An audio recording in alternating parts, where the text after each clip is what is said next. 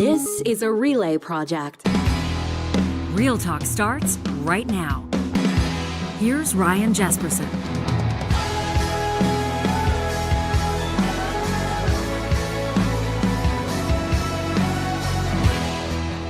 Love shows that start like this one. Real Talkers, welcome. Jespersen and Hicks with you today.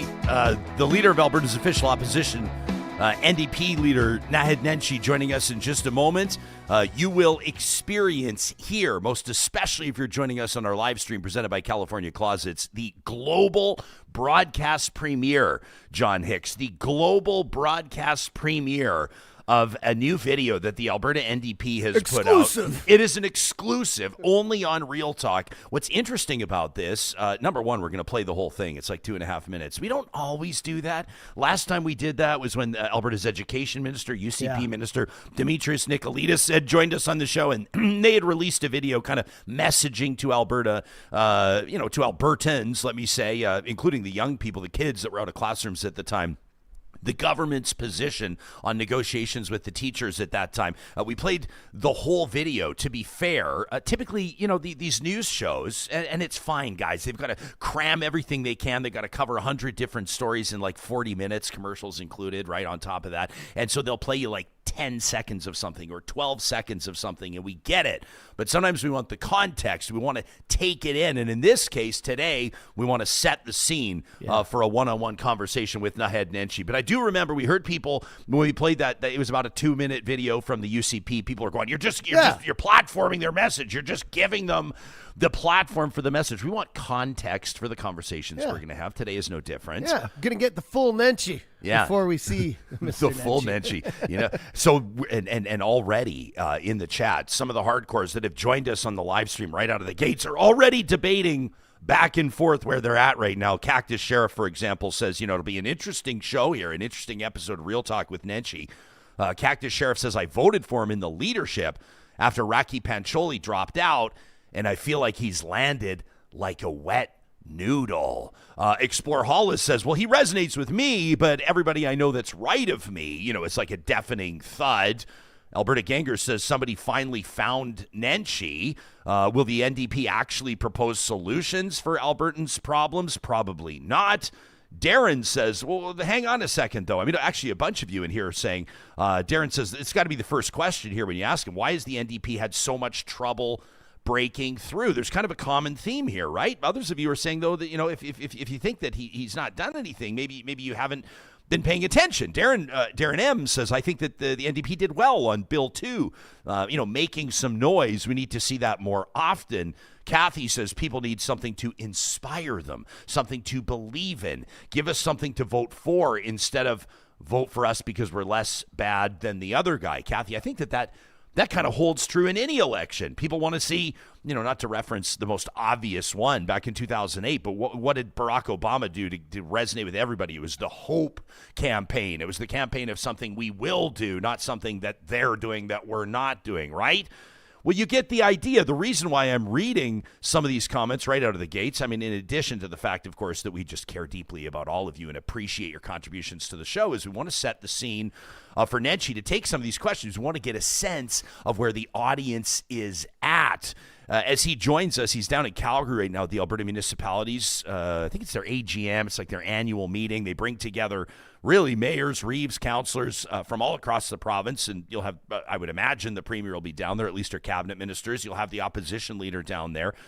And the reason why I think that's most particularly interesting right now is that the municipalities and the province have not exactly had the greatest relationship. So what's that messaging like? We've got a lot of ground to cover. We're going to get to it on the back nine of this episode. Teachers, parents, students, we have not forgotten about you just because you're all back in the classroom now with that 3-week strike all said and done. The damage done too, but you remember a big part of those conversations, the strike and the negotiations around it, it wasn't all about teachers' salaries. As a matter of fact, teachers' salaries kind of struck me as, anecdotally speaking, generally speaking, less than half of the issue. class sizes, class complexities everybody was talking about. Those were some of the main issues why I think so many people were so passionate about it. We received, as we told you, over 1,000 emails through that teacher's strike, and a lot of them, in particular from teachers and parents, were about classroom complexities. You were sharing with us the stories of your little learners or some of the other kids in your kids' class, setting the scene for us on that context, helping us understand what the real issues were, how they were manifesting, and how they were impacting young kids' education as well as teachers' ability to deliver that education. So we present to you in the back nine of this episode a complex classrooms roundtable with two expert voices. We'll be looking to our live chat as well for insights on that.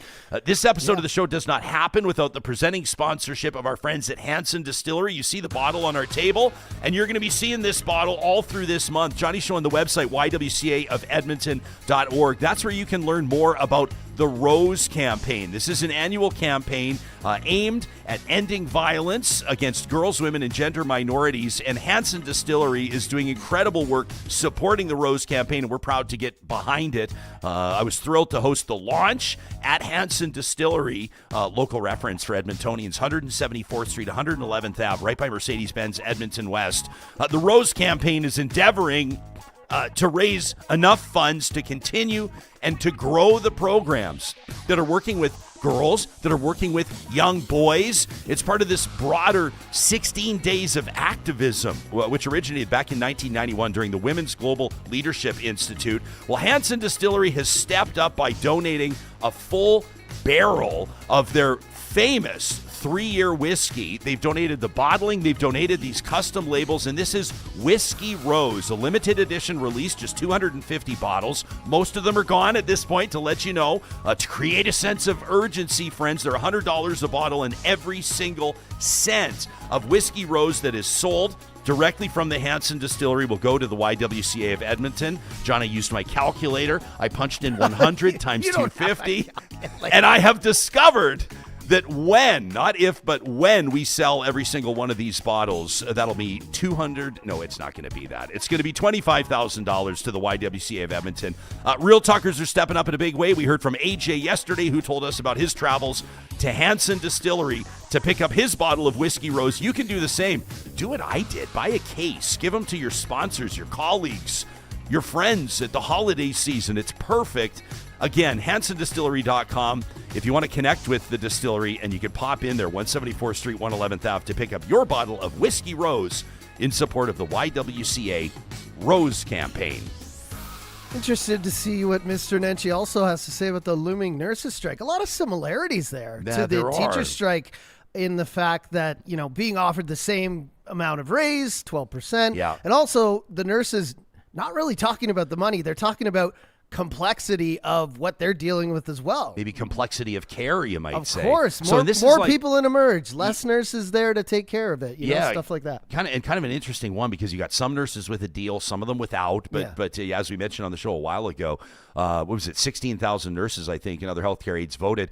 It was 98% in favor to strike. Remember, the teachers were at 90. Talking to a couple of them yesterday. So I think the 20th is the earliest they can officially go on strike. But I mean, somebody was saying to me yesterday who wasn't kind of in the know, they're like, does that mean hospitals shut down? It absolutely does not. Like, there'll still be essential workers, but a bunch of healthcare workers walking out for a strike is the last thing we want. Be interesting to see what the government would do with that as well. It didn't flinch in invoking the notwithstanding clause to get the teachers back to work. And we had great conversations on the show with experts that are going, well, now that the precedent has been set, now that the government's shown it's willing to invoke the notwithstanding clause, why wouldn't it? We'll get to more of your comments in the live chat. It's booming today. It's great to see. Here it is. This video just went live like literally moments ago. What's interesting to me, I watched it one time to make sure there's no shenanigans in there before we put it in front of thousands of real talkers. The thing that strikes me, you tell me if you agree, this is a campaign video through and through. Check it out. Ever feel underwater? Like stuff costs too much. Groceries, rent. When I was a kid, I made change at my family's laundromat. Every quarter was important. I cleaned toilets at the family's motel in Red Deer. And as the Alberta economy went up and down, this was the year the recession was supposed to end. Sometimes we were poor, and sometimes we were very poor. My family couldn't even afford to go to my sister's graduation, but she went alone and in a $19 dress. Our parents stressed selfless service. Naheed had incredible opportunities in New York. He came home. He stayed here to make things better for all of us. It's Nenshi. New mayor paints town purple with decisive win. Today, Calgary is a different place than it was yesterday. Of course, you need a flooding crisis. Mandatory evacuation. Completely underwater right now. By Calgary's mayor. People in the community will get through this. After the flood, we pulled together. And what a privilege to lead Calgary to be named one of the best cities in the world. Danielle Smith has been elected in the tightest election in Alberta's. But now, too many Albertans are treading water. Hard to live in Alberta now. Danielle Smith promised to lower prices. Prices in Alberta are sky high. My groceries have doubled in the last couple of years. Almost everything. We're now having to dig into our savings. She promised better schools. We got the lowest education funding in the country, and she engineered a teacher's strike. Schools are in chaos right now. How about you try being a teacher, Danielle Smith? She promised integrity, but we got corruption. She said she'd fix healthcare in 90 days. And it's been 1,000 days. The wait time is ridiculous. 10 hours to get an x-ray for one kid and 6 hours to get stitches for the other one. Earmuffs, kids. That's bullshit. And what's she doing? Going to Mar-a-Lago to surrender to Trump and bringing Trump's playbook of division, distraction, cruelty, and chaos. Right about now, you may be asking yourself, What the heck will you do, Nahed? I'm fighting to bring back the Alberta advantage. More jobs and more money in your pocket. Housing that you can afford. The very best public education system in the world. Public health care that's always there for you and your family. And I'll make you one promise. I will never pander to the separatists who want to destroy us. I believe in Alberta. Unbreakable. First, never last.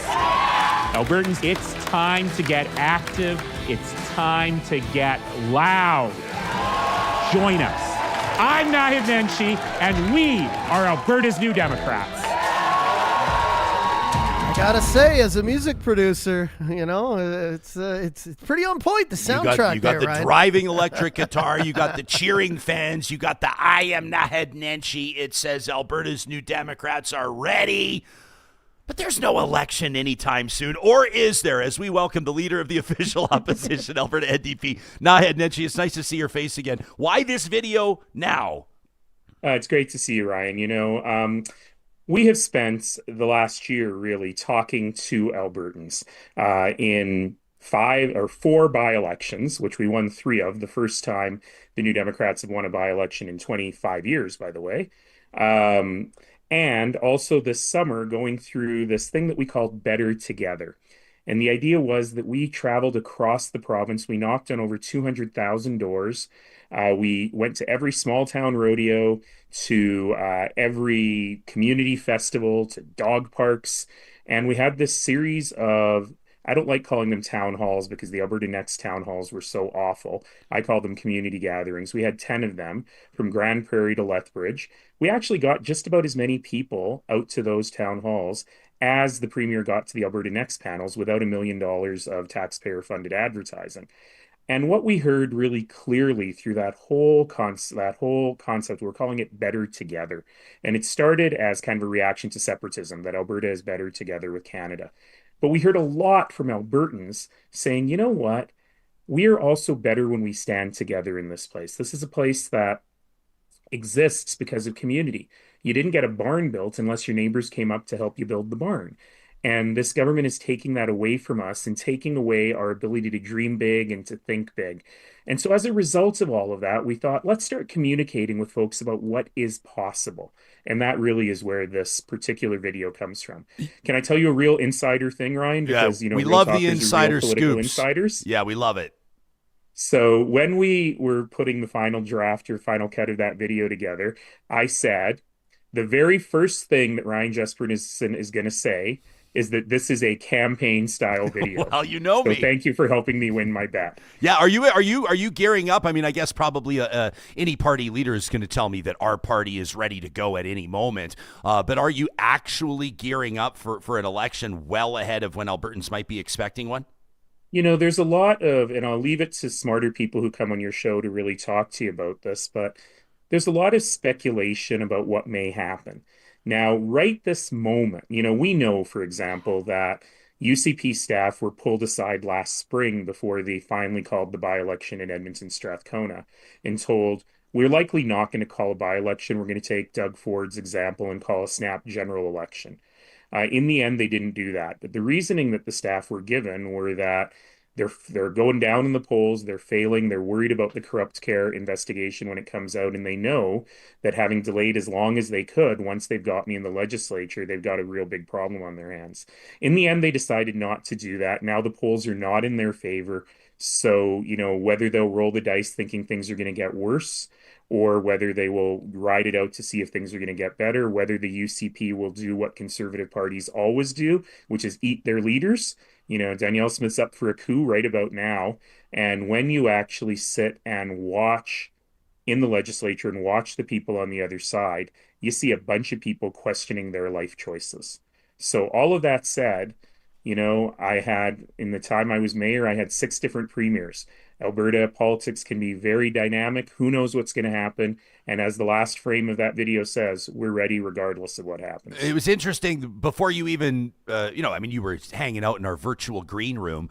We're mentioning this amazing campaign to raise money for the Rose campaign with HANSEN Distillery. We're playing the video, and you're sitting there in the virtual green room, and you're hearing the comments, and you're watching the live stream, and so as soon as people started commenting, there was interesting, and I wouldn't say people divided into 2 camps, because there's NDP supporters in there that may have voted differently than you for the leadership. There's conservative voters in there, but a common theme, people are going like, where's Nenshi been? Why hasn't the NDP been pouncing on all these UCP scandals? Why hasn't the NDP been maximizing on all the noise that's been created through the teachers' strike? To be fair, you've only been in the legislature for a couple of weeks, but talk to us about the strategy.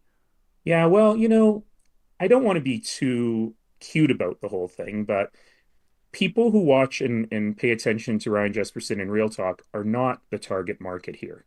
They can be, because certainly all of the listeners today are influencers who talk to friends, who get people in there. But it was also really important for us to get out to folks, right? Folks who don't belong to political parties, who don't live and breathe politics, to really help them understand what was going on in the province. And basically the theme is that nobody in Alberta is happy. Every poll shows that people think we're moving in the wrong direction. Healthcare is worse than it was before. Education is worse than before. We absolutely have an affordability crisis. And so the real theme for us is to help people understand that if you want a better Alberta, the current government is not capable of giving you that better Alberta. If you want a better Alberta, you have to elect a better government. And, to be fair, since the day I was elected, for 366 days, from the day I was named the leader to June 23rd of 2025, we were always in a by-election. And so if you ask the people in places like Lethbridge East or Olds Didsbury Three Hills, where are we? Oh, they would tell you we're on their doors every day. And we won 3 of those by-elections. Remember, the NDP has not won a by-election in 25 years. We won 3 out of 4. And in the 4th one, Olds Didsbury Three Hills, we got the highest vote percentage the NDP has ever had. The polls are now showing us in one of the strongest positions we've ever been in between elections. So, things are going well. You on Monday, I guess, probably have it circled on your calendar as the NDP's Protect Your Paychecks bill goes to a vote. Now, the cynic, or maybe it's just the realist in me, goes, well, it's going to get voted down by the UCP. It will get voted down. It will get voted down. But talk to us about where you'd like to see Alberta's minimum wage go and other levers that you can pull to pressure the government to get it raised. So the number one thing we heard from Albertans this summer is, yes, they're deeply worried about healthcare. They're deeply worried about education, but the cost of living crisis is trumping everything. And it's awful. Calgary is still the wealthiest city in Canada, and yet a recent survey shows that 1/3 of Calgary households face food insecurity. This is shocking. And if you're someone who goes to work every day, you shouldn't have to be scared when you get to the till at the grocery store. Every single one of us complains about grocery prices, as well we should. But for a huge portion of our neighbors, this is forcing very difficult choices. and leading to a life of financial fear, which shouldn't be happening in a place this wealthy. So we are launching a campaign called Protect Your Paychecks, and we're looking at a number of ways in which we can make a difference. So for example, I don't want to say too much, but we'll be proposing a motion soon that actually talks about things the Alberta government can do to control grocery prices. There are some things we can do. And then, of course, the government has not been interested in any really affordability measures. But we're putting up a bill this week, which will be voted on Monday, to really talk about the minimum wage. We are the richest jurisdiction in the country. We have the lowest minimum wage. We also have the highest youth unemployment. So the Econ 101 argument that says if you increase the minimum wage, you increase unemployment, clearly supply and demand are massively out of whack in Alberta. So we've talked to lots of businesses, we've talked to lots of minimum wage earners.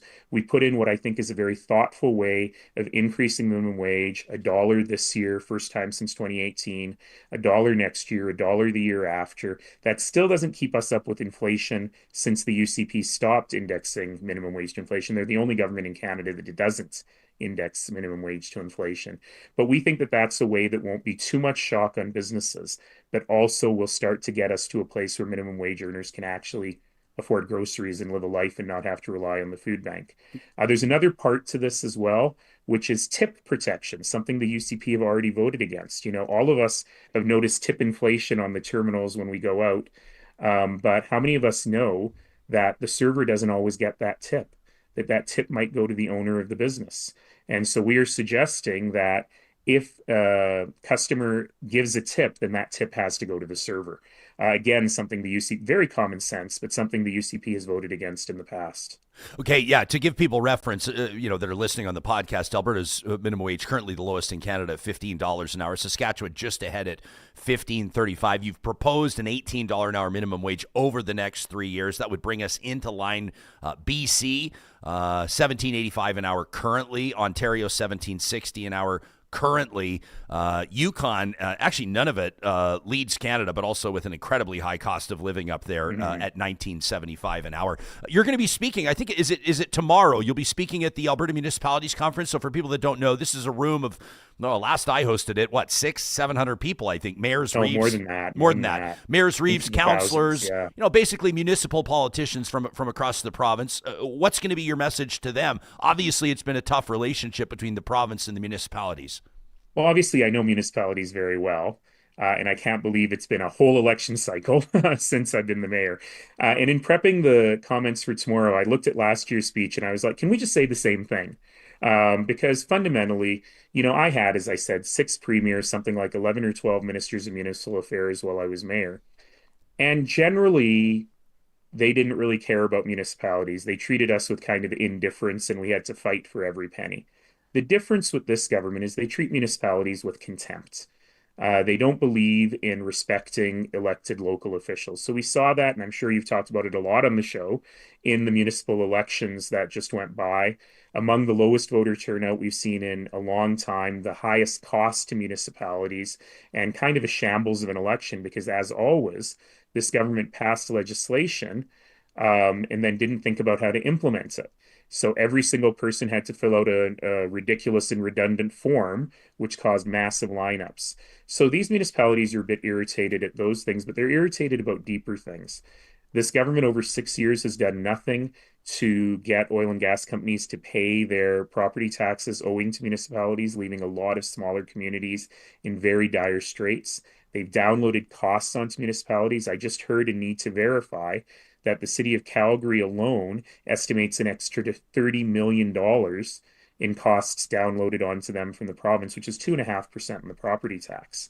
Meanwhile, the province has increased their own property tax take by 15% last year. Imagine if any mayor tried to do that.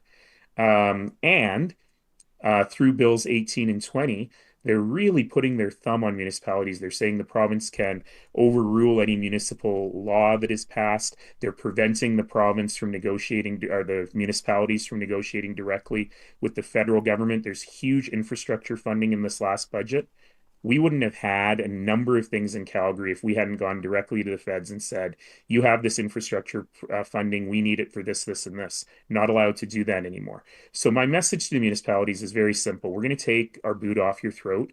We're going to trust you as municipal elected officials to do the job you were elected to do and let you have the powers to do that. You don't need a big brother running your affairs. Alberta's official opposition leader, Nahed Nenshi, our guest in our feature interview presented by Mercedes-Benz Edmonton West. The Prime Minister in BC today is going to be announcing the next list of these recommended nation-building projects. Of course, that's headquartered out of your and my hometown of Calgary, that major projects office. CBC with the scoop earlier this week reporting that there will be a total of 6 projects. They're saying at least 6, which would include a mine for critical minerals in New Brunswick, nickel project in Ontario, LNG in BC. Noticeably absent, at least at this point, is a new pipeline project out of Alberta. And I know that the Premier, Danielle Smith, has been championing that. Do you share her belief that a new pipeline out of Alberta is integral to Alberta and Canada's economic growth? And would you support that if you were Premier?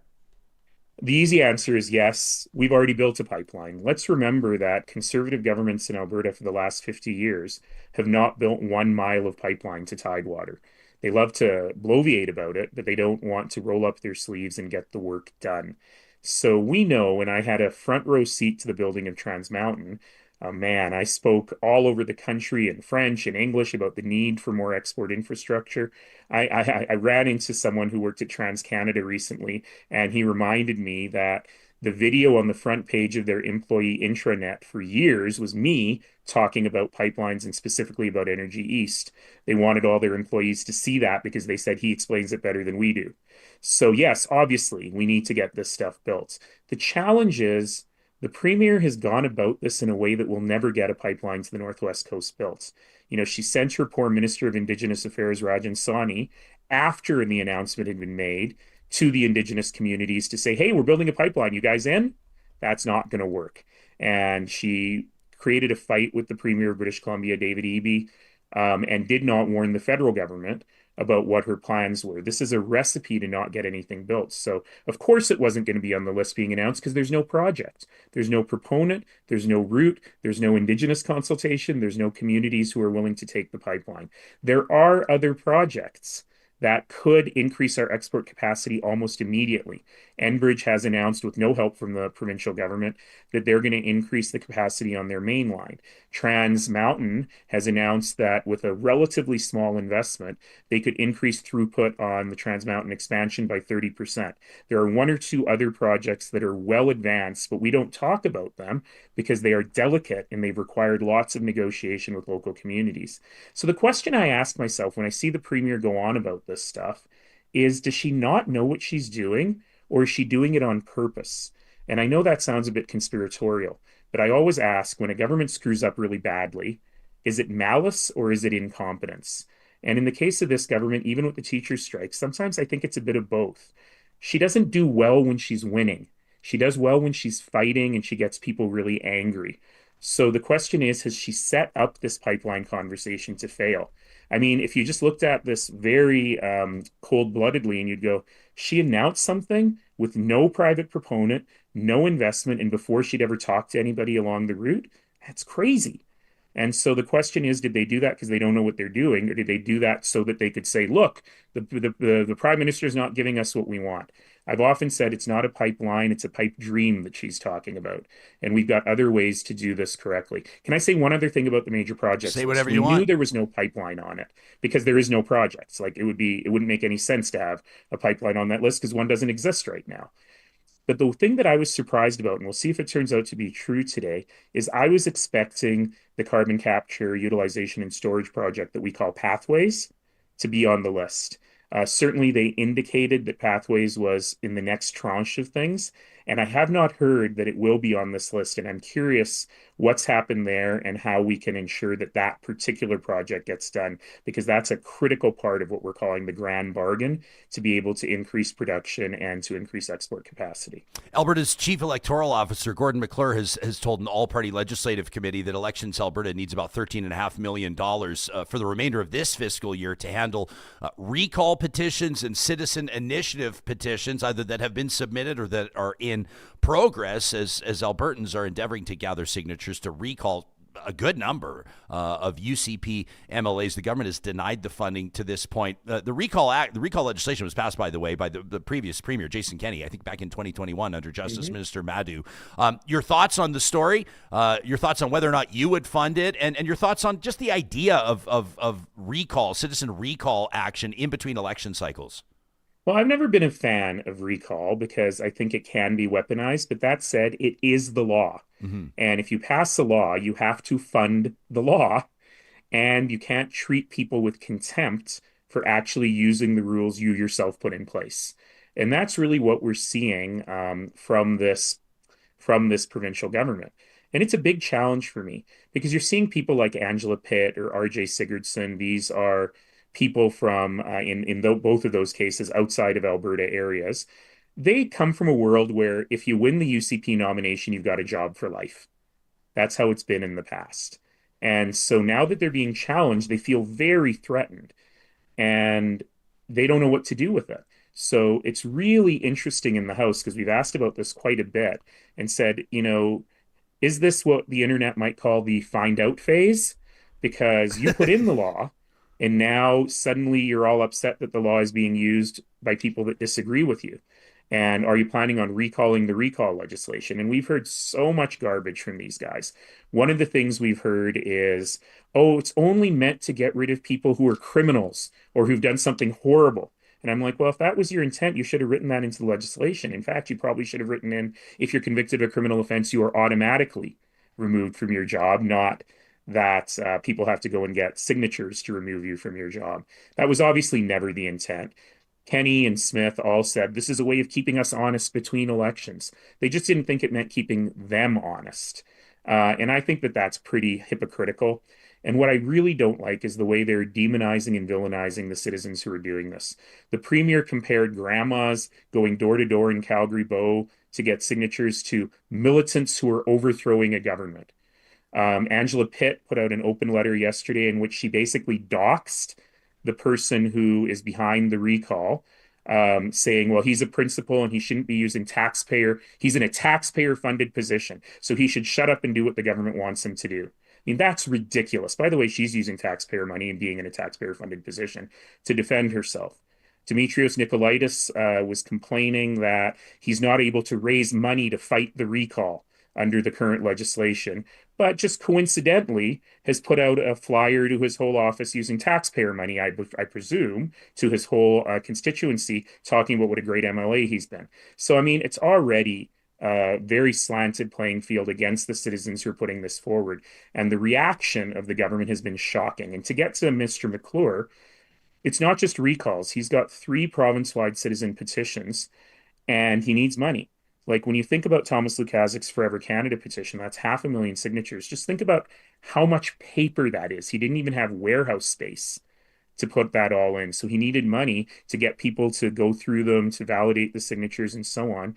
And the UCP just said, no, if people get enough signatures, we'll give you more money. But the point is that if I am doing a recall petition right now and I want to apply to be a canvasser, well, that costs money for Elections Alberta to process that. And I've only got 90 days.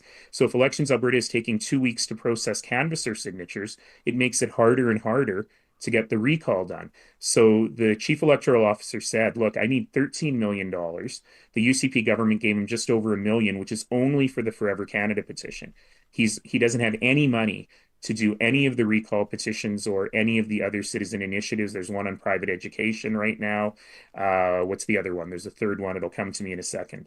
The point being that if you believe in citizen initiatives, as the UCP pretends they do, if you believe in direct democracy, you've got to actually believe in it. You can't just be performative about it. And that's why I've been really shocked about in the legislature this last week. I'm taking a look right now. I didn't even know that this was available. I'm not surprised. Elections.ab.ca. You can check out current citizen initiative petitions. So you've got the Alberta Forever Canada one. That's the Lukaszik one that you talked about. The Alberta Funds Public Schools one. And then the Alberta Independence one. So it looks like there's 3 right now, unless the website hasn't been updated. There's a 4th one that's just being approved now, and it's just, I can't believe it's escaping me, but it'll come to me. Hey, if Alberta separatists were able to get the 170,000 signatures that they wanted, and you were premier, would you make way? Would you manifest a referendum on Alberta's future in Canada? Under the current law, you have to. And the thing on the Forever Canada one, it's very interesting because when it first started, even Thomas Lukaszuk was sort of intimating that it would lead to a referendum. It turns out there's another path in the legislation, which is just to have a vote in the legislature on that question. And that's what Thomas is now saying was his intent. Well, Thomas says he doesn't want a referendum. Yeah. And actually, I disagree with him. I want to see it. I want to see what the numbers are. I don't. And I'll tell you why. Yeah. I'm a student of history and politics, right? And I know that anytime you start this kind of conversation, you can't predict the end. I remember sitting down with the then Foreign Minister of the UK, William Hague, and talking to him about the upcoming Scottish referendum. And he said, it's not even on our agenda. It's 30% maximum. And we know it got, 48, 49% in the end. I remember being in the room when David Cameron announced the Brexit referendum. I've been in weird rooms in my life. Awesome. It was a room full of heads of government. I think Joe Biden was in the room as the vice president at the time. And Cameron said in front of this big wig group and randomly me standing at the back, they'll never win. We're only doing this to get a better deal with the European Union. Does that sound familiar? And what he didn't say out loud, but everyone in the room knew, is the real reason he was doing it was because of a guy called Nigel Farage. He was worried that the conservative movement was splintering into Eurosceptics and Euro-loyalists, and he needed to win that part. This also sounds familiar. The difference is that the premier, our premier, actually sometimes says the quiet part out loud.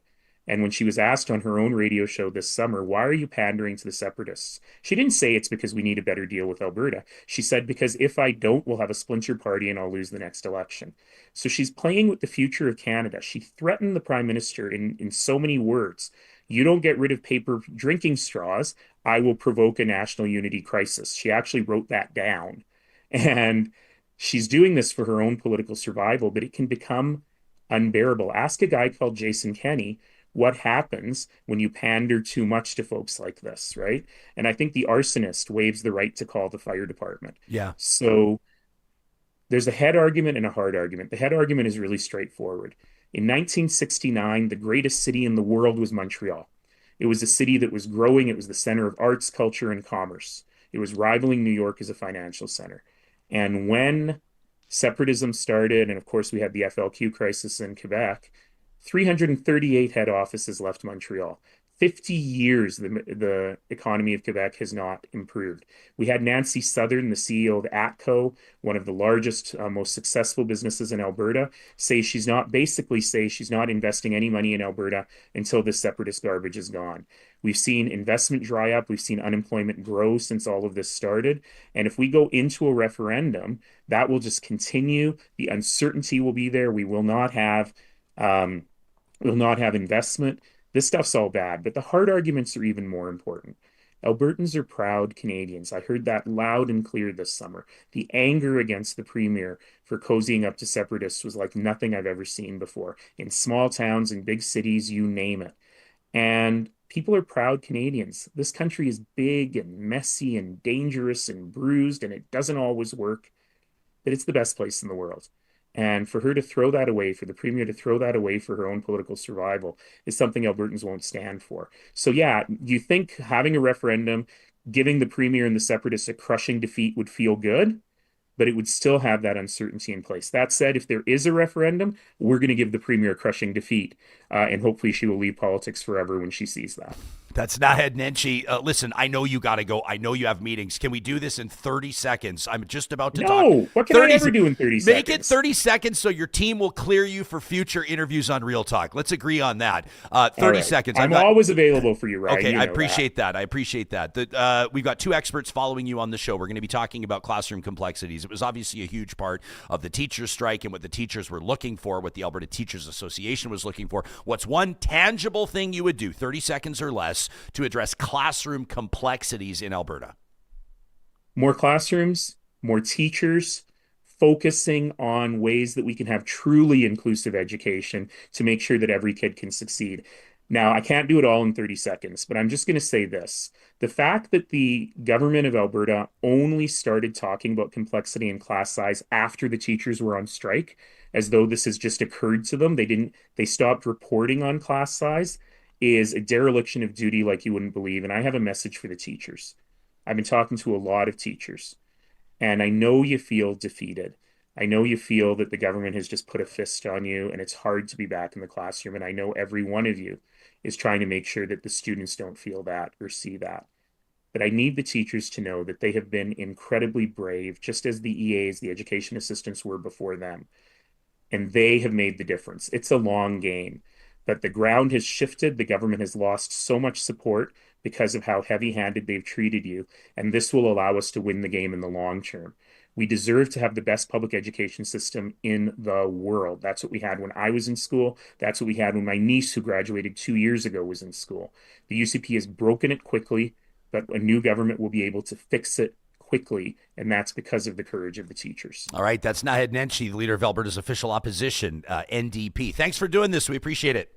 Thanks very much, Ryan. Yeah, you got it. That our feature interview of the show, of course, presented by our friends at Mercedes-Benz Edmonton West, the best or nothing.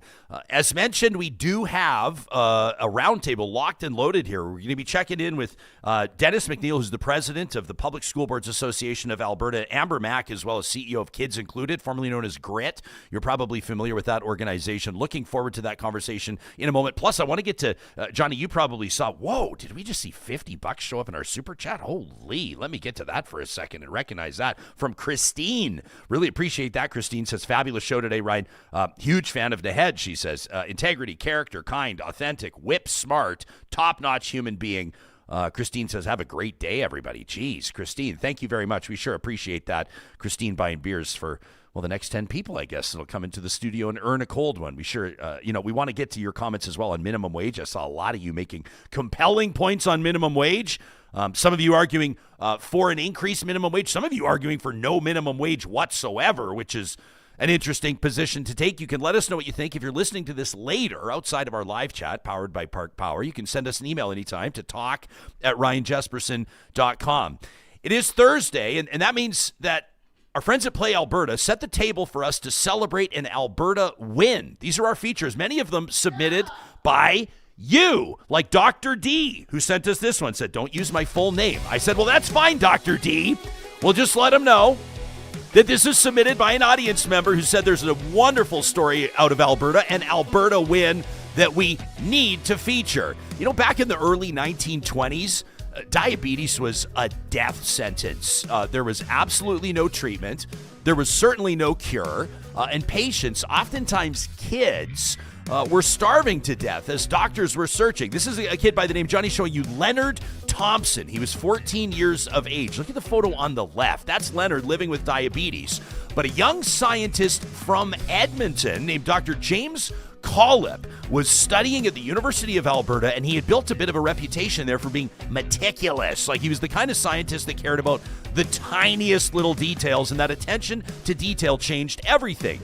When Edmonton-based Dr. Collip joined a small research team at the University of Toronto, working with, you know this name, Frederick Banting and Charles Best, and they were experimenting with extracts from the pancreas.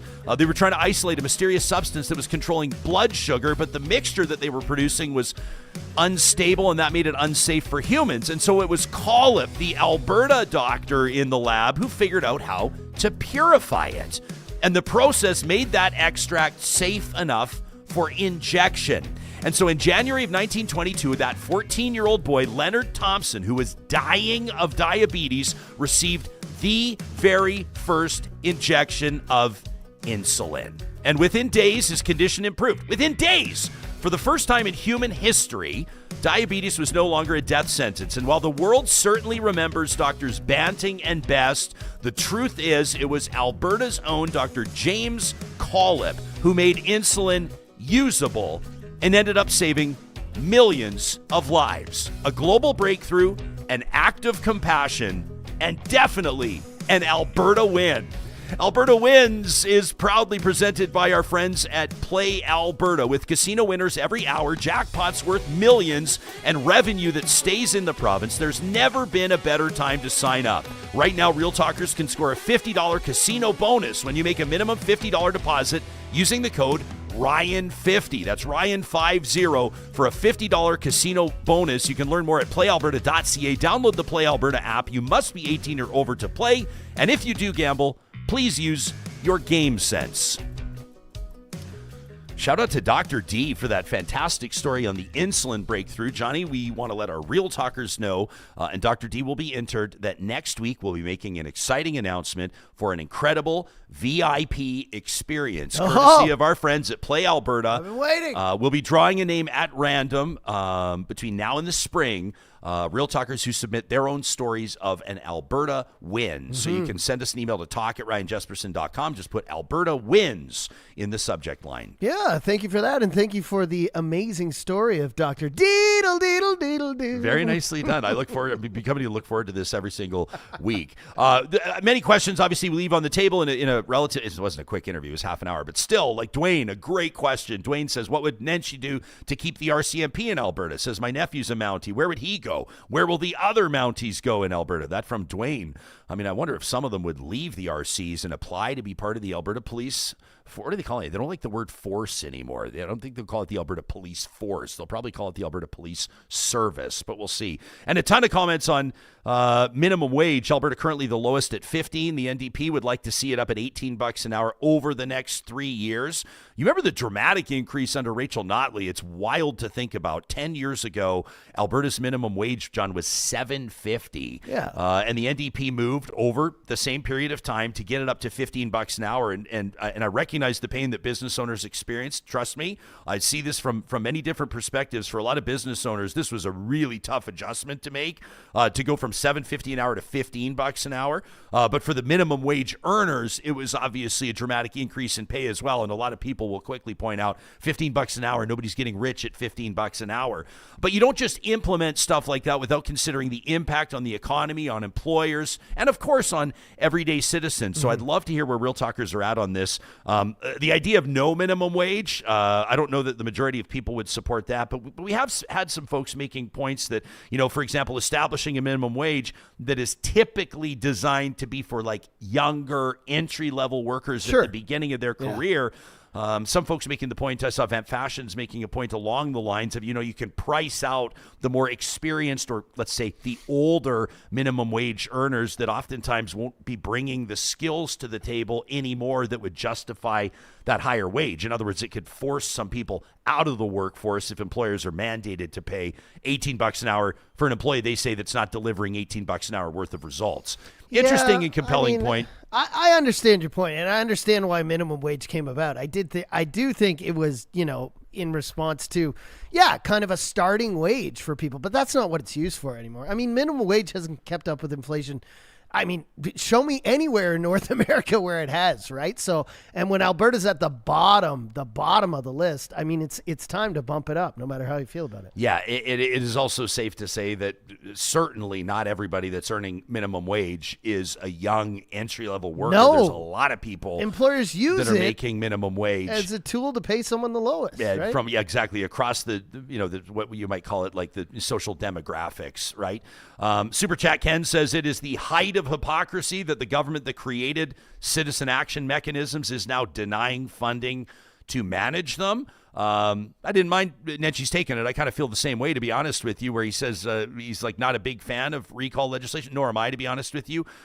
He says, but at the same time, if it's the law, it's the law, and you got to fund it. So interesting takes there. We'll get to more of your comments, but let's transition now to a conversation on classroom complexities. Number one, what is it? Number two, what's the best way to address it? If you were following either in Alberta or outside our home province, the teachers' strike, through essentially the first month of school, basically, you know that classroom complexity was a huge part of what teachers were fighting to have addressed. They're all now back in the classrooms, and while the government has committed to billions of dollars to building more schools, to hiring 3,000 more teachers over the next 3 years, at a ground level, anecdotally, on the street, if you're like me, you don't exactly pick up on a ton of optimism that these complex classrooms are going to change, that are going to move in the right direction. Let's find out what the right direction might look like. Dennis McNeil is president of the Public School Boards Association of Alberta. Amber Mack is the CEO of Kids Included. That's a nonprofit Alberta-based org supporting children with disabilities and their families. Welcome to the show, to the both of you. Dennis, why don't you set the table for us when we're talking about complex classrooms or classroom complexities? What sorts of things are we talking about? Well, let me first of all by saying I've been in education for close to 40 years, and as a teacher and as an administrator and now as a trustee. And so when I was the administrator of a small school, I could say, for example, that I might have 2 or 3 kids in each of my classrooms with could be ADHD, ODD, oppositional defiance, depression, any of those kinds of things. And so there was a couple of kids maybe in each classroom or whatever. It was kind of crazy at the time, but at least these kids were funded and we were able to provide them with aids in the classroom and to provide them with the supports that they needed. Unfortunately, we didn't have many of the wraparound services that were required, but at least there was something available. So what we're seeing now is completely different, I think. I think we're seeing an increase in the number of kids. We're looking at kids coming to school with anxiety, depression, wondering what they're going to eat when they get home. Again, they have the complex needs as well. But I think there's another piece to this, because there's not just the classroom complexity that we need to be talking about. I think we need to be talking about the provincial complexity as well, in terms of how this cabinet committee is actually going to solve any of these issues. How do you get teachers, for example, in Alberta, under these conditions, when you don't have the supports in the classrooms, when you don't have the respect of the government, the employer? So I think those are 2 different kinds of complexities, and I think we have to be concerned about both of them. Yeah, and I'm happy to talk about that, and we will. Grateful to have both of you here for this roundtable. We've asked the education minister about that point blank, and his argument, if I can sum it up, Dennis, is basically that Alberta's a great place to live, and Alberta's teachers are among the highest paid in the country, and he's not particularly concerned about the recruitment. Do you see it differently? Are you hearing differently from teachers outside of Alberta right now? I am, and actually I'm hearing even from inside the province. I think teachers are leaving the profession. I have there are teachers that are taking early retirement right now. And so when you talk about hiring 3,000 new teachers, number one, where are they going to come from? And secondly, how are you going to retain them in this kind of an environment? And so, we've got this cabinet committee, which is exciting in some respects. I wish that we could have been a part of it. I know when they initially announced a task force, we spoke to the minister and said, if you want to know about complexity, we're the experts, because we're the public school system and we're the ones that have to deal with that on a regular basis. Amber, your organization, people can check out kidsincluded.ca to learn more about it. As we mentioned, formerly known as GRIT, it's been around for more than 40 years, advancing inclusive education practices. Do you see it? Do you see history in the same way as Dennis does? In other words, that classrooms have evolved, student needs have increased, the landscape has changed, funding hasn't followed. I mean, does that track with what you've seen? It certainly tracks with what we've seen. And, over 40 years, we have to remember that we used to educate children who had disabilities outside of mainstream schools. And it was Action on Inclusion that pulled children into schools. Schools are the first opportunity for children to be part of a community. And what we're seeing alarm bells go off. And it is teachers are sounding the alarm and saying, we don't have the tools and resources that we need. So while absolutely the number of children in schools has increased, the government says itself, 80,000 new children in Alberta, we haven't seen those other supports come up at the same time. And so what we have is teachers left coordinating multiple services across ministries. And so when I think about the cabinet structure, I'm actually excited about the fact that it's cross-ministerial. And kudos to the province for saying, you know what, this is bigger than just education. And it's been in the mandate letters, though, for the last 3 years. So my next question is, who isn't at the table? So, for example, health isn't at the table. Well, health is a really important part of a child's journey. And so we need to think about, public school boards being at the table. Who's doing inclusion? They need to be at the table as well. So I definitely can see what's happening. And I really think we need to focus the conversation on what are we really talking about with complexity? And are our new tools that we're introducing, are those going to address complexity? Dennis, people can check out the Public School Boards Association of Alberta website. We'll punch it into the show notes on YouTube and on the podcast. It's public-schools.ab.ca. You've wrote an op-ed there where you're talking about this task force. I will say, and I will acknowledge that the public, generally speaking, I think is rightfully cynical around task forces because more often than not, I don't think that they translate into tangible change. But you suggest that the Class Size and Complexity Task Force presents an opportunity for policymakers, educators, and communities to move beyond anecdotal debate and into evidence-based discussion. So let's talk about specific calls, specific changes, specific funding that you and the organization would like to see to address classroom complexities. Where does it need to start based on the evidence? Well, I think we need to start looking at class size for one. Still start collecting the evidence that's out there. And as the Public School Boards Association, one of the things that we said to the minister right when we spoke to him on the 17th of October is that if you want to know more about classroom complexity, we're the experts. So come and ask us. We can collect that data for you and have it in your hands within 2 or 3 days because we have the ability to reach out to each of those school boards and ask for that information, and we could provide it to him for sure. I just wanted to pick up on something that Amber said in terms of who is on the task force. I really think that's important. And again, Amber, to your point, the Minister of Health should be there as well.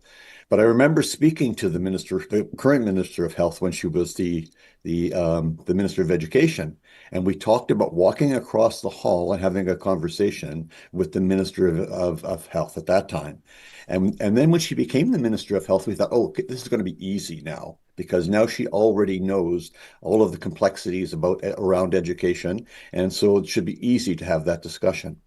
That never materialized. And we have been advocating actively over the last 4 years for the wraparound services. And this is I think this is a great opportunity for these 4 ministries to come together and have that conversation. And I remember being a foster parent many, many years ago and having a collaborative program with social services where it was called Success in Schools. So kids that I was fostering who had special needs, we would get together with the teacher, the EA, the educational specialist who was dealing with these kids, the parent, in many cases, the principal, a social worker, and we would develop not just the IPP. We didn't have to do the concurrent plan anymore. It was like all of a sudden we're working together to make this child successful. So that was a great example of the kind of cross-ministry things that can happen. I'm excited for the fact that we have education, social services, mental health addiction, and assisted living all coming together and putting those services in place for these kids. So for us, that's what we're most excited about.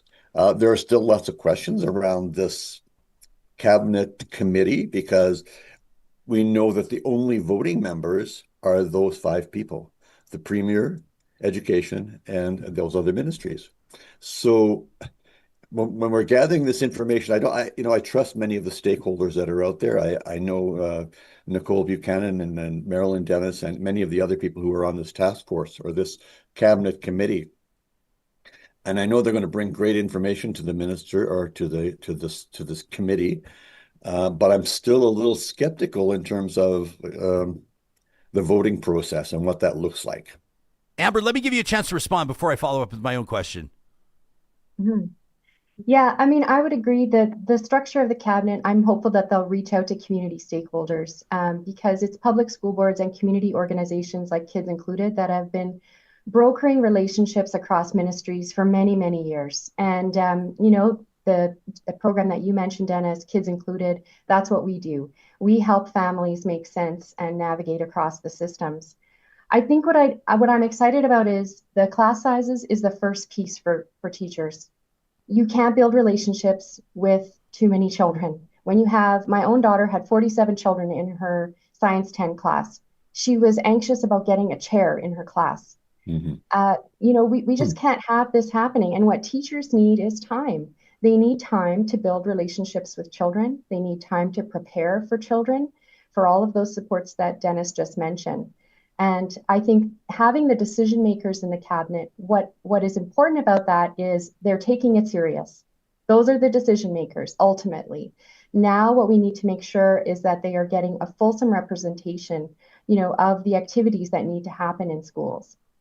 Amber, when we hear from, and as mentioned, I let this audience know that we heard from Real Talkers more on the teacher strike and education issues than any other issue at any point in this show's admittedly short 5-year history. But a lot has happened over the last 5 years. We've seen different prime ministers, we've seen different premiers, we've seen different mayors, we've seen different issues flare up. You get the idea.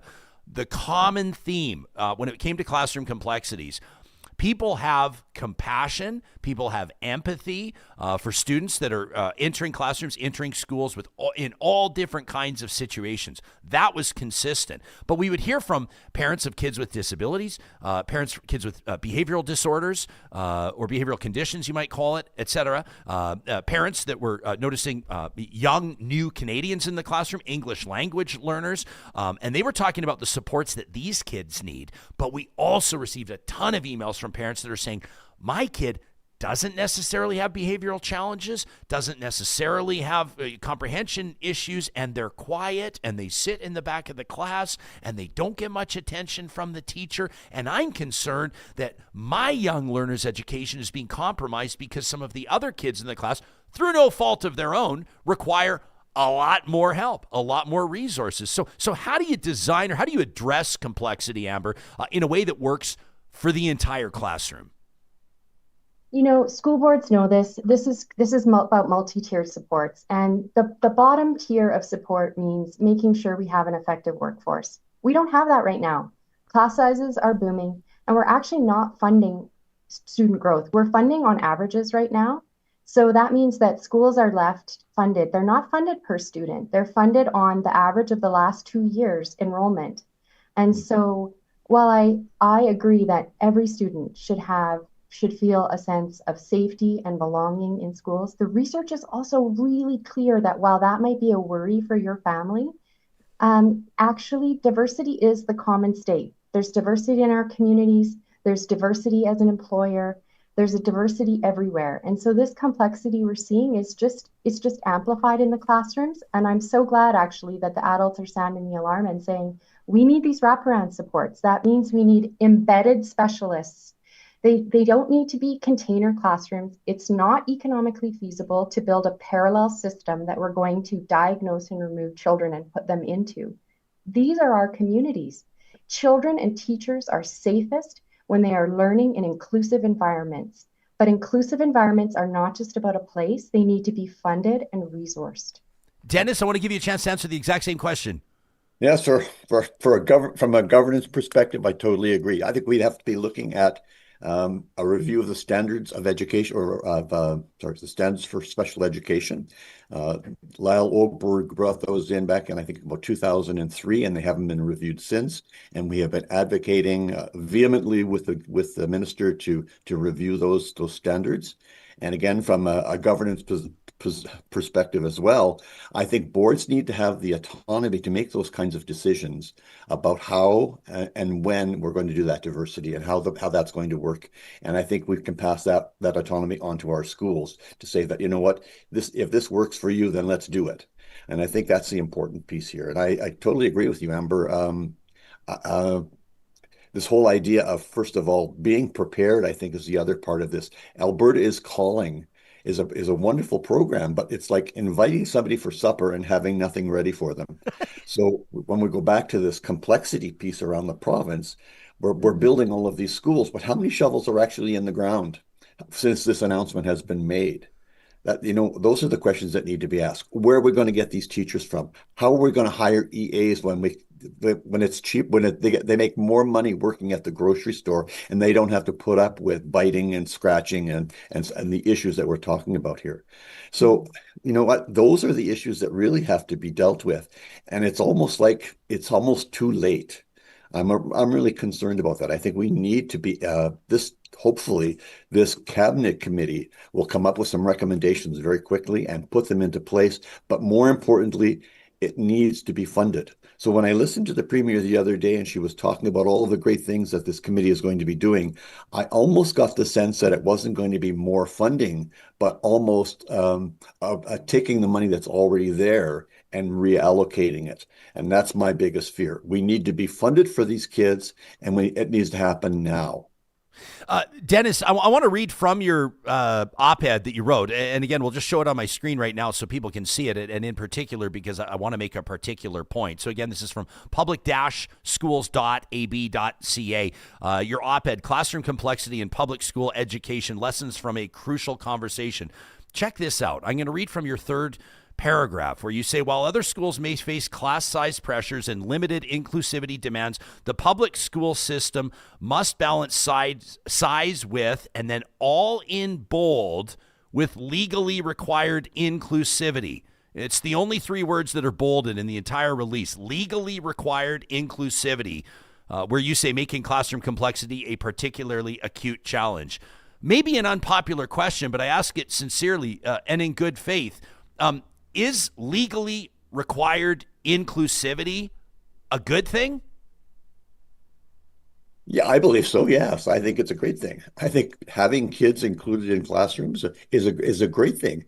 And I think Amber pointed out to the importance of inclusivity in not just and diversity. I think those are key things in education. Public education is the only defense against or of a strong democratic society, and that's our belief. And so, from a governance perspective, we have an obligation to accept all kids, and we are the only system that is legally required to accept and provide programming for every child that comes in our door, and we don't have a problem with that. We need to be funded for it. We need to have the resources that are required to make those kids successful. Bottom line. So, Amber, what would you say to people that go, well, hang on a second, though, like back in the days of so-called, special ed classes or what have you, or maybe we could have like schools where there would be more acute resources or more focused resources or expert resources available to kids that are either English language learners or have behavioral disorders or what have you. In other words, pulling some of the more challenging factors for your everyday educator, for teachers in all of these classrooms through the elementary or junior high school, and kind of easing the burden or the load. They would never use those words, but easing some of the stresses on those teachers in those classrooms. What is the argument for and against? Well, I mean, one powerful thing is we haven't centered the rights of those children. So do the rights of the educator outweigh the rights of those children to an inclusive experience in their community setting? So where just imagine you have 3 children and 2 of them are walking down the street to your community school, and now you need to bus your 3rd child across the city because they're not permitted to attend your school. That is happening. And the thing is, we really need to think about where does that set us up? When we have inclusive classrooms, that sets us up for inclusive communities. You see all these drives for inclusive employment now, all of these other pieces. Well, it starts in the early years. It starts in their first experience, where in their preschool, their daycare, and their kindergarten. And what I'm not hearing from teachers is that they want those children out of the room. That is not what we're talking about. And when we think about the research, those children do better in mainstream classrooms. You will be challenged. You will not find research that says that children that are segregated are going to catch up and somehow miraculously be put back into mainstream schools. In fact, they have less access to robust curriculum. The expectations for them are lower, and their academic achievement stalls. And so while it comes from a place of good intent to want to provide additional services, we're actually selling families something that there's no research behind. And so what would make more sense is to pump that funding into regular public schools. And that starts with effective class sizes. It starts with looking at, are we measuring the right things in schools? We need to revisit the Education Act, safety, wellness, and belonging. We need to be thinking about screening children for that and embedding mental health supports. Mental health supports don't happen in a separate place. They need to happen in the environments where children are 8 hours a day. And teachers need the support for that. The best models I've seen are where we have co-teaching happening, we have specialists embedded in the room. And so I would say there's the argument for you, is really thinking about who is that making more comfortable. Dennis, over to you. I don't know what to say to that, because I completely agree with everything that Amber has said. I think that's exactly what public education is about. It's accepting all kids where they're coming from, providing them with a safe and caring environment, regardless of where they're coming from. We do a great job of that. And I last night I hosted I think we had about 179 people, I believe, online. We hosted a movie called Backpack Full of Cash.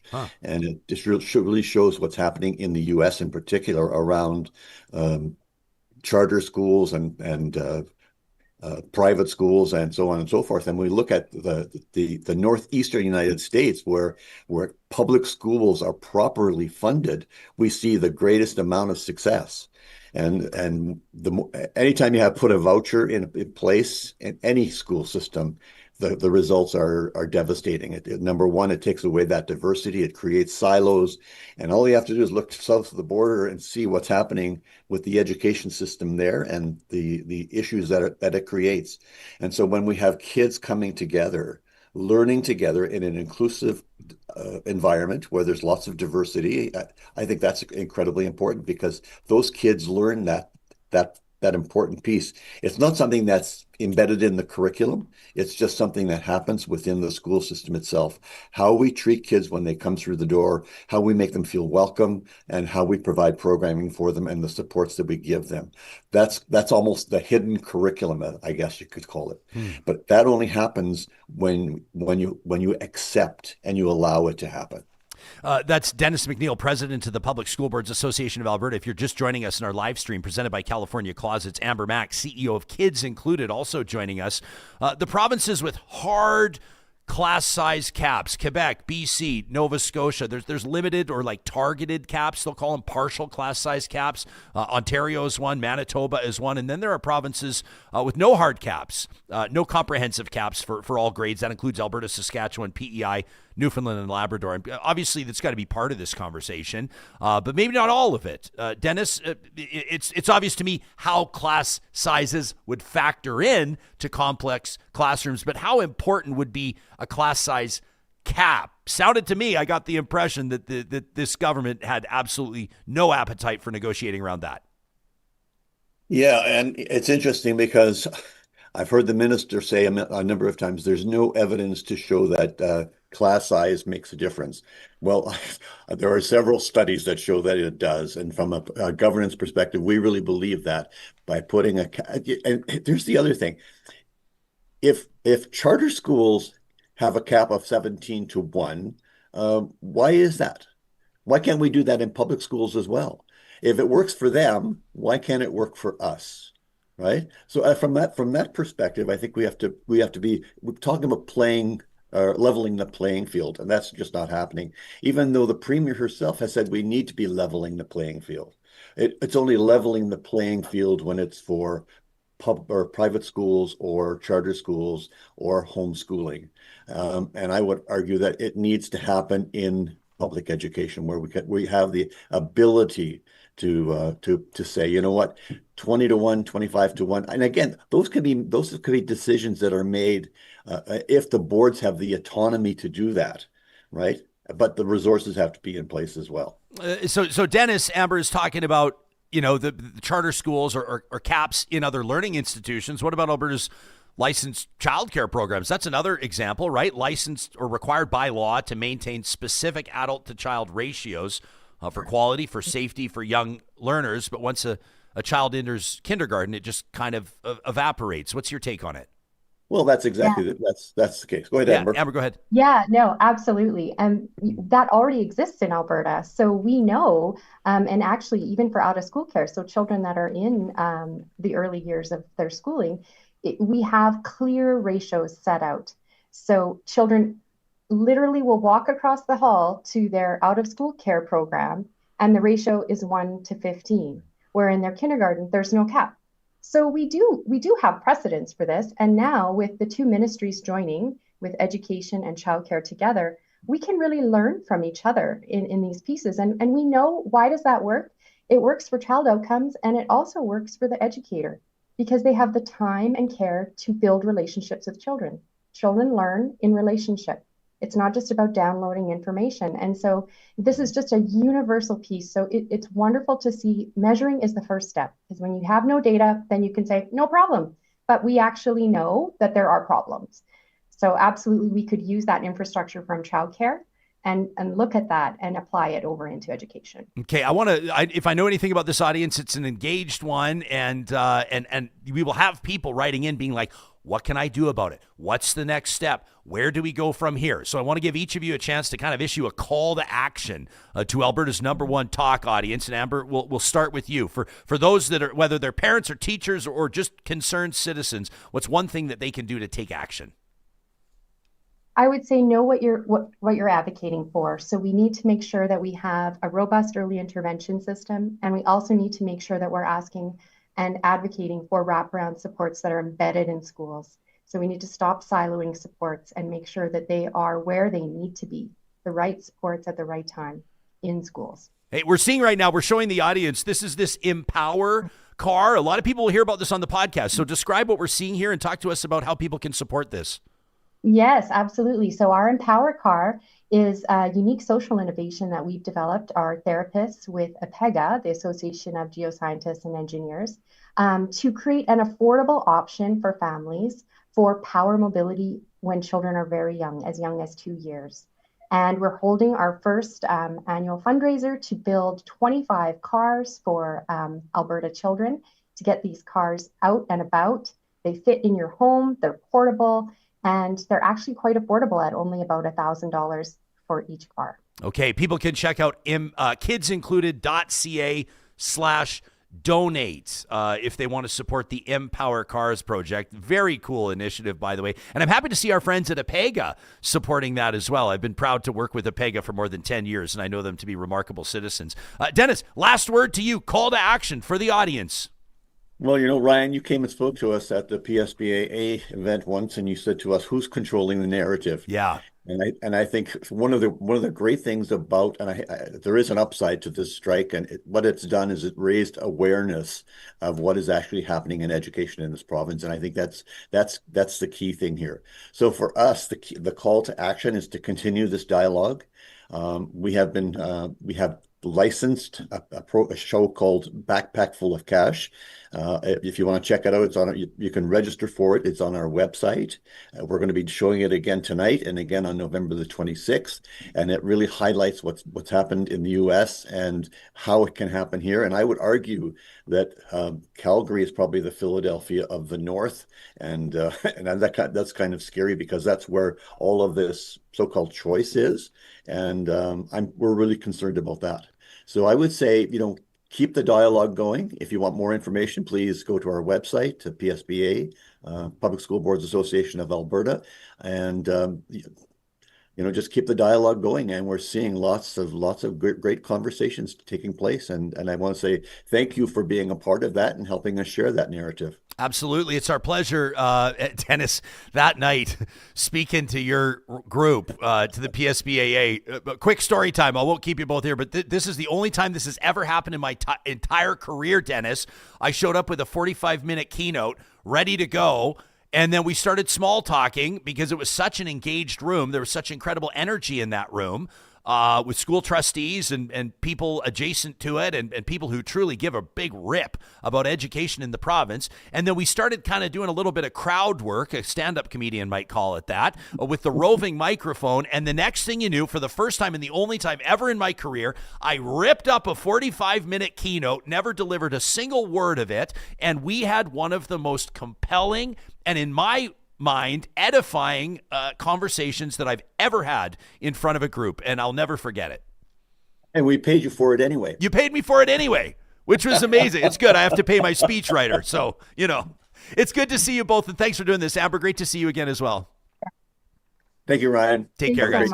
Yeah, you got it. That's Amber Mack, CEO of Kids Included, and Dennis McNeil, president of the Public School Boards Association of Alberta. It was hilarious. Like, we got in, I think we were like 15, 20 minutes in to what was supposed to be, it's like a 45-minute keynote, do a little, maybe some Q&A after, things like that. People want to bounce questions off you. And it was like a relatively rigid program. Like, they had a whole weekend of events going on, and my spot was like a dinner slot. I think it was like whatever it was, 6 to 7:30 or something like that. So I knew it had to wrap by 7:30 so they could get on to their next thing. And I think at like 10, 15, 20, 25 minutes in, I'm like, if I start my keynote now, it's not going to make any sense because I'm going to have to end it early, and I'm going to have to be reading and adjusting on the fly and cutting out entire paragraphs, and it's not going to make any sense. And the room was like, people were bouncing. Like, someone would say something, and they'd be like, I'm a trustee in Slave Lake, and like, here's the issues that we're dealing with. And then someone else would go, I'm a trustee down in Calgary or Edmonton, and you were having like urban and rural feedback, and it just blew my mind.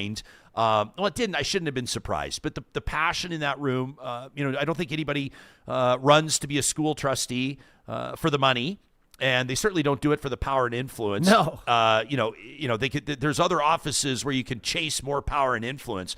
But the work that trustees do is so incredibly important. We had a great episode just about a week before the most recent elections, Alberta's municipal elections. Remember, Julie Cusick was on that with chair of Edmonton's Public School Board. We had a trustee out of Calgary, Rural Voice as well on there. I recommend people check it out because all of the issues that we discussed less than a month ago still remain. None of that has been resolved, and it's still a great episode. We'll link to that one in the show notes too if people want to check out that roundtable on the school trustees.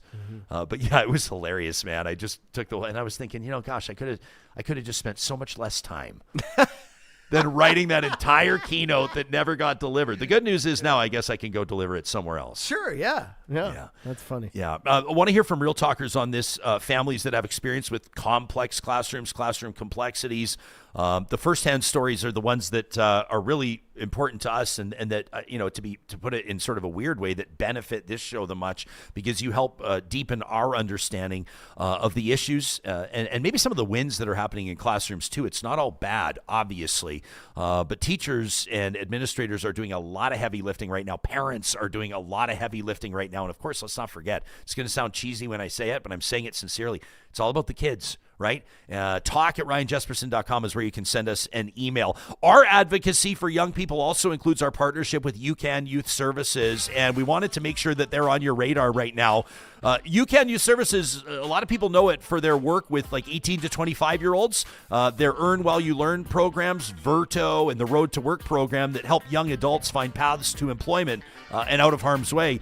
But their Relentless program, these are school-age kids. These are 12 to 17-year-olds that are working, along with these outreach workers to just find some stability, to get their lives back on track. For a lot of them, I mean, man, you're 12, 13 years old, you're experiencing homelessness, you're experiencing hunger on a daily basis, you're in and out of the back of cop cars. I mean, 12 years old. The work that UCAN is doing is incredibly important.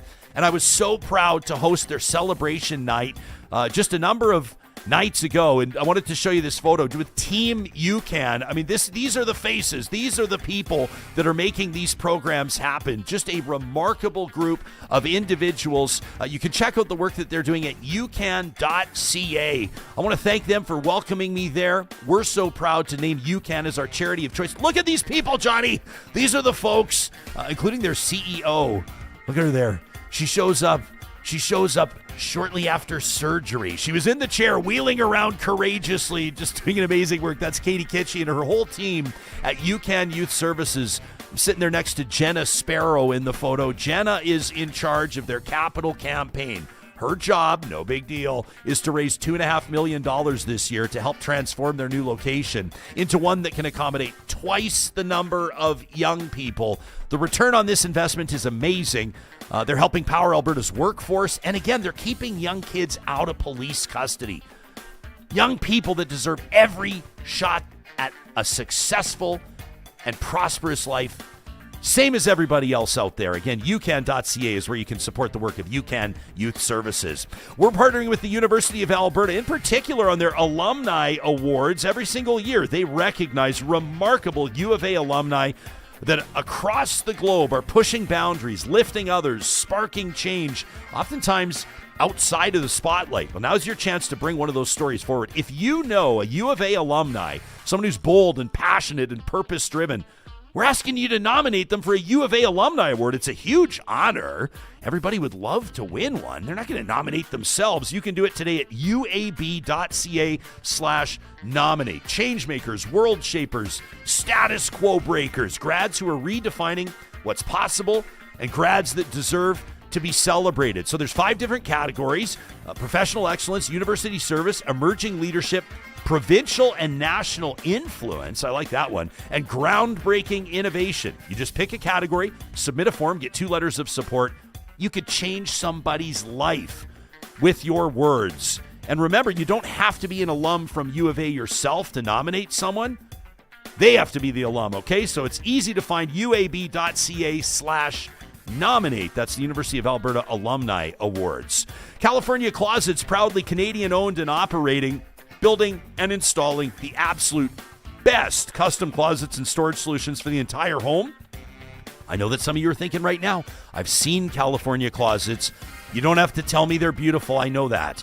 You don't have to tell me that they're the best in the business. I know that. But there's no way I could afford California Closets. Let me tell you what. The team at California Closets can work with almost any budget with a custom design to fit your space and fit what you can afford to invest. They have 4 different levels, starting with practical simplicity, beautiful, clean designs, all the way up to luxury refined. That's where it gets really, really special. You can talk to their team about it, design your project based on your specific needs. Request that free consultation today at californiaclosets.ca. And we want to give a shout out to our friends at Solar by Kuby for this new program they're offering for first responders, for those that are serving our communities. This is their Powering Those Who Protect program. It's a 5% discount on solar systems for police, firefighters, paramedics, EMTs, nurses, search and rescue personnel, 911 dispatchers, as well as active members of the Canadian Armed Forces across Alberta and BC. You can also combine this discount with existing rebates and government incentives, which really works to lower the upfront cost of going solar and improving your return on investment. You can contact the team at Kuby today, get a free solar quote, and make sure you ask them about the Powering Those Who Protect program, only at Solar by Kuby. Fantastic stuff from our expert guests today. Sure appreciate them making time for us, Dennis McNeil and Amber Mack. And interesting takes as well on complex classrooms. This audience, of course, sharing from across the spectrum, just different perspectives on basically what works, what doesn't, and what we can do about it. This from Davis in our live chat, powered by Park Power, says, I wish we just treated education like we do with military or with police, and didn't obsess over what it's going to cost, just made the necessary investments.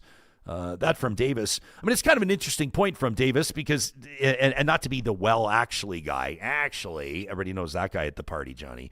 But it's not necessarily the case with police. Police are always, I wouldn't say fighting, but they're always negotiating with city councils to try to get their budgets increased. They say, well, here's our minimum level of service. Here's our targeted level of service with regards to response times or the number of officers on parole, the new helicopter we're going to need or the new armored vehicle we're going to need or what have you. And then they got to go back and forth with city councils. Of course, most people know that the biggest investment that any city is going to make is on its police.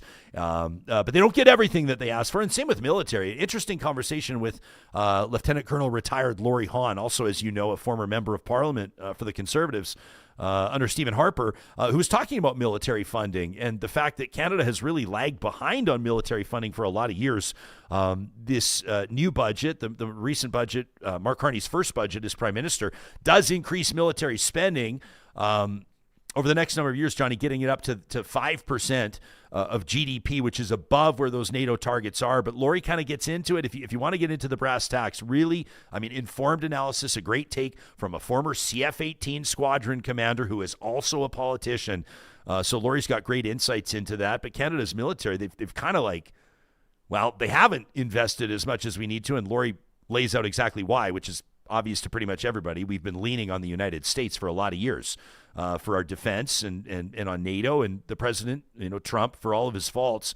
One thing that he's really pushed on that's probably going to make a positive impact on Canada's military is demanding that Canada live up to its minimum commitments on NATO, to that 2% of GDP investment. So interesting comments, but I get the spirit of your comment, Davis. I know for a lot of people, and healthcare is the same, if you don't have the funding that your family specifically needs, or someone you care about specifically needs, you wonder how in the hell can a society, a healthy society, a productive society, we believe an enlightened society, not invest where we need it most. And healthcare and education are two of those portfolios. It's where we spend most of our money, healthcare and education, right? Hard to get people to join the military in Canada also, because I think like we're just not that involved like the States is in conflicts abroad. I mean, we back up the States when they need it, or the UN. We go places with the UN, and when we provide aid, and we go to places that need our help. But I mean, I do agree that we need to boost our military, but I just don't see how it gets done when, if I'm a young person today, I think that was one of the things Lori was saying. Like, they're a lot more informed. They see the costs of war. They see what happens at war. I don't think a lot of them are invested or interested in doing stuff like that, unless it's a technical aspect. Like, obviously, Lori had an incredible job flying a plane like that. Is Can just you imagine flying CF-18s? It's just amazing. But how many people have that skill level as well? You have to be pretty much, like, I don't want to say an astronaut, but flying those planes is no day-to-day job in the military, right?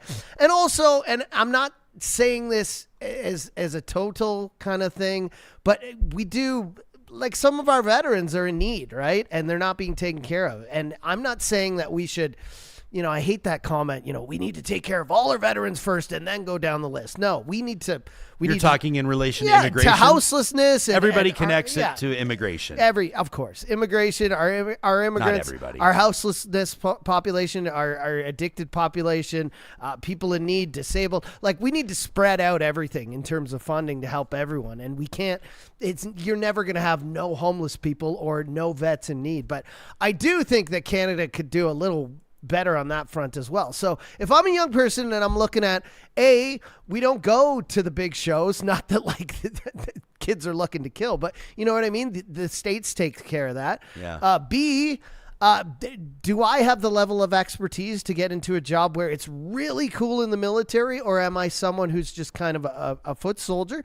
And C, when I'm done, am I taken care of in retirement? Am I going to get the supports I need as a veteran? And right now, I think that they look at all three of those things and go, it's not really something I want to do, and that's a problem. Yeah. Lori talked about that, right? He made an interesting comment. You turned it into a short, which people can check out. You can check out our YouTube shorts by subscribing to our YouTube channel. Thanks for everybody that does that. Obviously, free to subscribe, and then you can become a YouTube member with some specific perks, which is cool. You can also follow us on Instagram and TikTok at Real Talk RJ and check those out. But he basically goes on why the military, in his mind, is experiencing these recruitment challenges and why enrollment is down. And like you said, he goes, kids are smarter these days and they're seeing more on social media. And I don't think he's implying that people, like the incredible people that are serving our country, are not smart as the kids these days. No. But I think what he was saying was that, like, kids have been made savvy, or kids have been inundated with, like you said, warfare around the world and drone shots and videos of conflict, and they're going, I'm not sure that I want to step up like that. But he says, and he made the point, I mean, I encourage people to check out the whole short. You did a great job on it.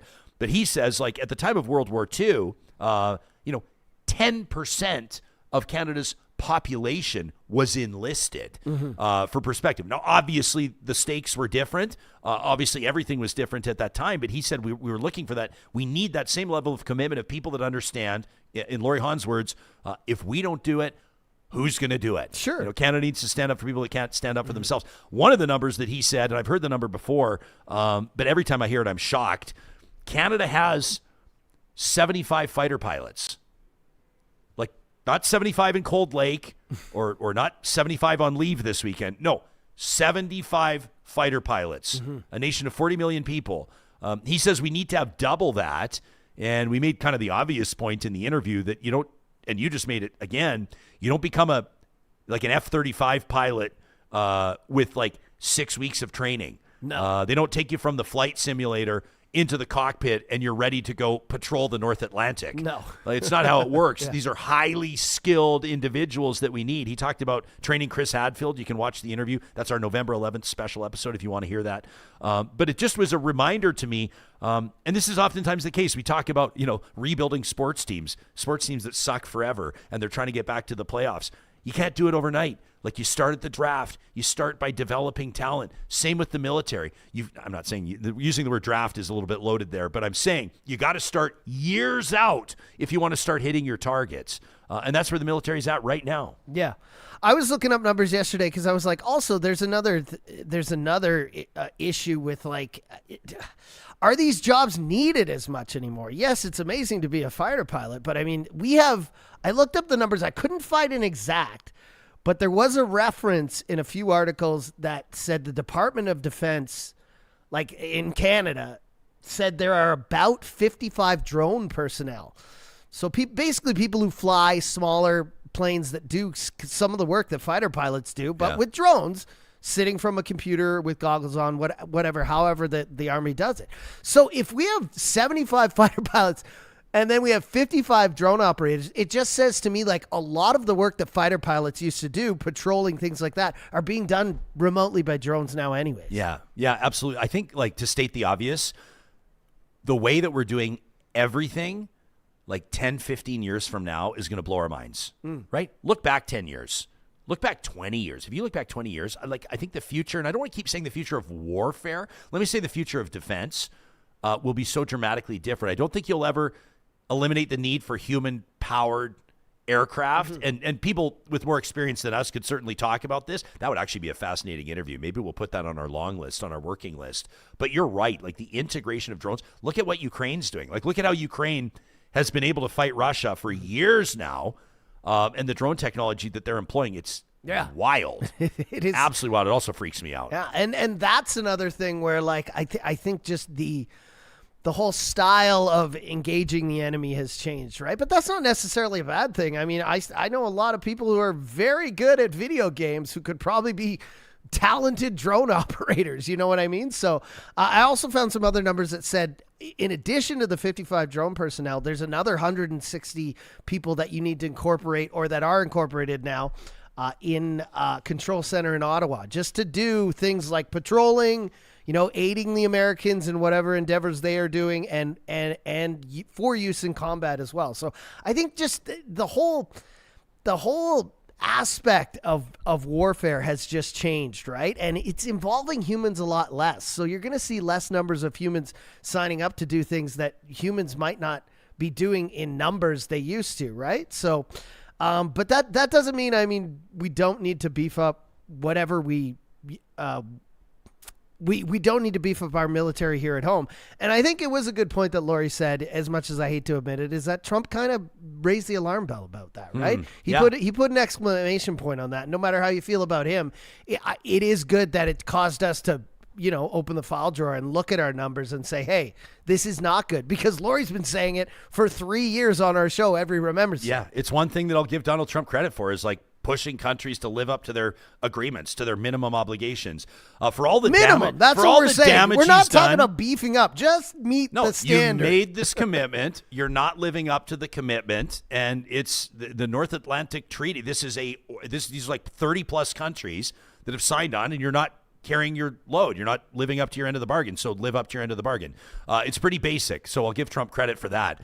On the front, on classroom complexities, wanted to get to a couple of comments. This from Jillian, valued member of our audience. We happen to know Jillian is a junior high school teacher. She's been on the show before talking about it. She says, guys, even if you wanted to go back to the old school sort of special needs class model, I knew it might be an unpopular question, but I wanted to ask our two experts, like, what about the special ed model? Like the inclusion or the inclusivity model of integrating kids, like not everybody's the same. Kids have different needs, kids have different challenges, and having them all in one classroom, I do think is a beautiful thing.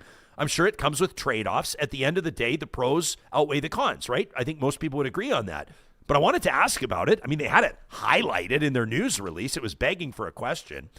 Jillian says even if you wanted to go back to the old school special needs class model, that would require funding. She says right now the UCP can put a special needs child into an overcrowded classroom with no support. She says the very first thing that every charter or private school will boast about on their website is small class sizes. She says Minister Nicolaitis deserves to face the stress of recall. You can also check out an interview that we had recently with an organization representing Alberta's independent and private schools. Get their take on it. That's what you're going to get on Real Talk, especially if you're new. We want to welcome our new subscribers. We're going to give you different perspectives from across the spectrum on different issues so you can make informed decisions on what you believe or where you stand on an issue. Shyla is watching us live on Facebook this morning. What's up, Shyla? She says, for me, as a parent advocate for children with disabilities, part of the journey has been recognizing that the ableism that used to make inclusion feel impossible. Shyla says, when I could name that, along with racism or homophobia that shapes who we imagine belongs, it changed how I saw what is possible. This is great. Shyla says, I realized inclusion isn't just about supporting kids with disabilities. It's about unlearning the biases that limit all of us. And I'm so grateful for the teachers and support staff who supported the development of our inclusive communities and natural supports. She says, I'm especially grateful to have started our inclusive journey at Kids Included. So, Johnny, she's tapped into the resources, the organization that we talked about with Amber Mack. Shyla says, I do so with a vision for a quality future. That's a fantastic comment. And then below it, bit of a dumber comment, going to be honest, from Brent, who watched our interview with Nahed Nenshi. Brent says, I imagine this is how Brent talks. I don't know Brent personally. Just going to say. I see the socialist bromance is alive and well. Jespersen's so-called centrist stance is pretty orange. He should just move to Ontario already. That's what he wants Alberta to be. That from Brent. Thank you, Brent. It'd be nice if we had as much money as them. Is it truly a socialist interview if it's presented by Mercedes-Benz Edmonton West, Brent? I know. Is it truly a socialist interview if it's presented by the world's largest luxury vehicle manufacturer, Brent? By an individual hosting who is operating a for-profit enterprise as a small business owner in the province he is proud to call home, the province of the strong and free, the province of Alberta, Brent? I don't think so. And along those lines, we remind you that we are nothing without our sponsors, and that includes the Mother Dough Bread Company. This is a brand new initiative, 70 years in, from our friends at Friesen Brothers, as they mark 70 years.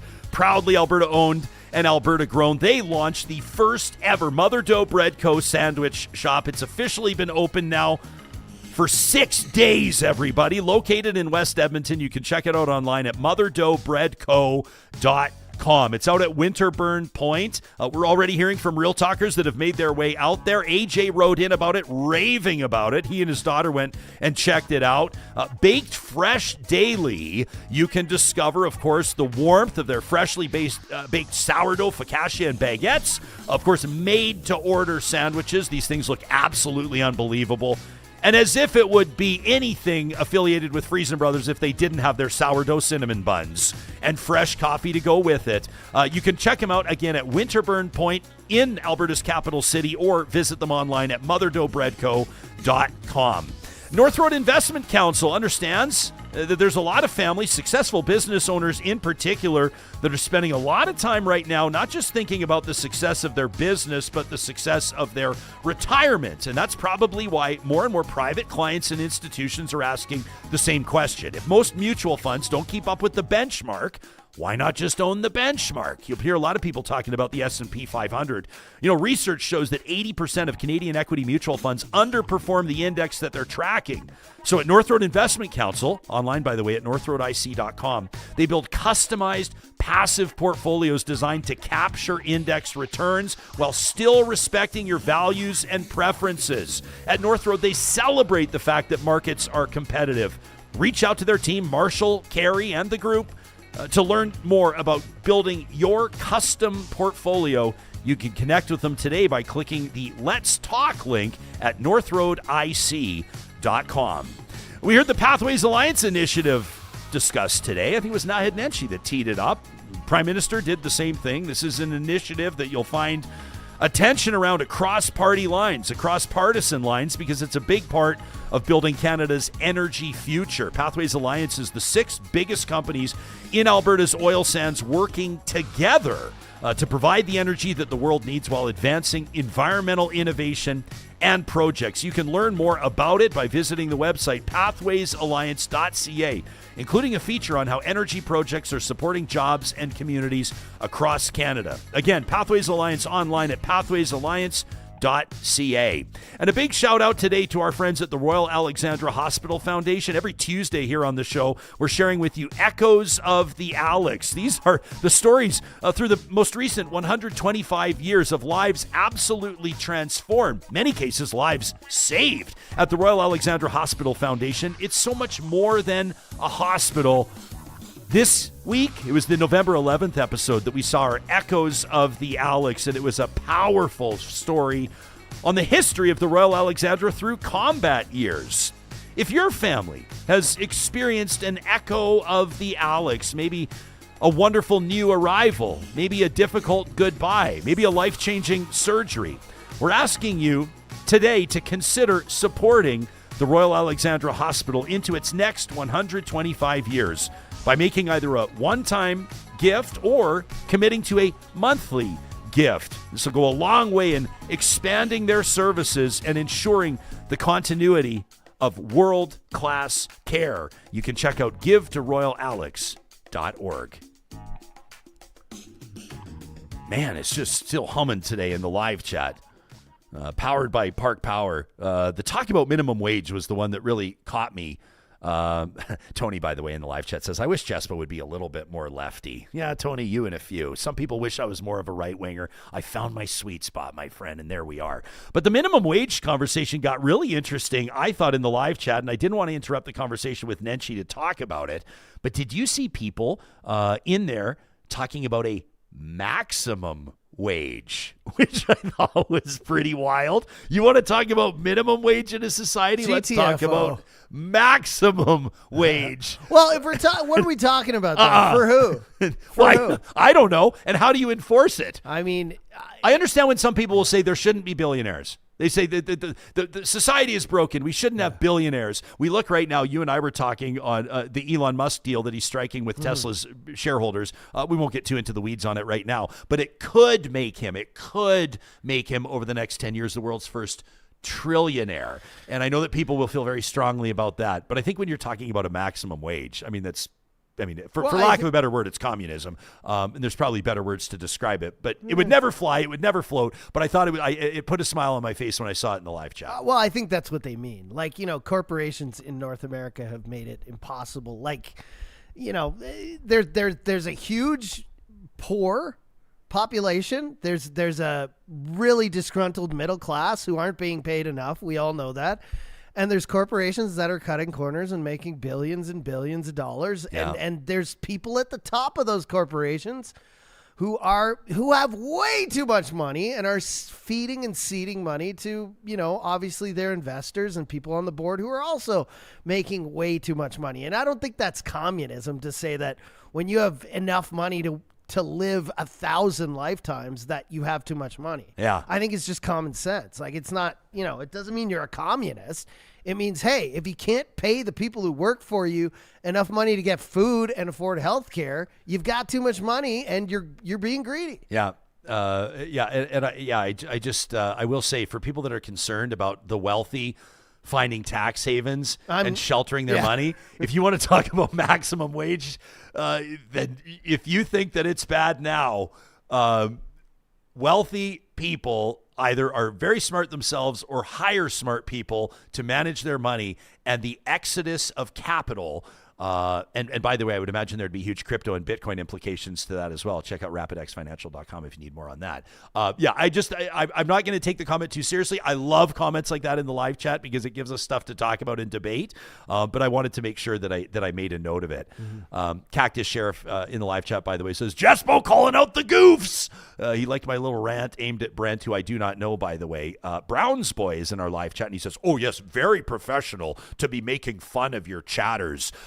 Jim Rome used to say, have a take, don't suck. And if you're new here, Browns Boy, number one, welcome. We're grateful to have you here. Number two, if your takes suck, they are fair game, and I will take aim at them, most particularly if you're telling me to leave the province I'm proud to call home and mischaracterizing my personal positions on issues. Expect me to clap back. That's part of that's part of the magic. That's part of the magic. Who was it else pointing out? T6 that said, this socialist lefty Jespo literally had Brian Lilly on yesterday's episode. That's what so I'm there you talking go. There wasn't a lot of socialism represented in the Brian Lilly chat. No, but hey, you know what's funny is welcome to Canada, where the majority, we're living in a democratic socialist society where democratic socialists wear conservative hats and walk around like they're conservative. This is Canada, man. Yeah. Hey, we're socialists. Like get out of here. Isn't that the truth? Christine, with her own echoes of the Alex. Christine, can I give you an assignment?